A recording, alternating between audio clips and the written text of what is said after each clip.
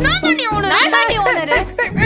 ஏன்டி இப்படி சண்டை போட்டுட்டு இருக்கீங்க? மாமா இந்த பொண்ணு பாரு, ஒரு மாசத்துக்கு விக்க வேண்டிய ஐஸ்கிரீம் இவ ஒரே நாள்ல காலி பண்ணிட்டா மாமா.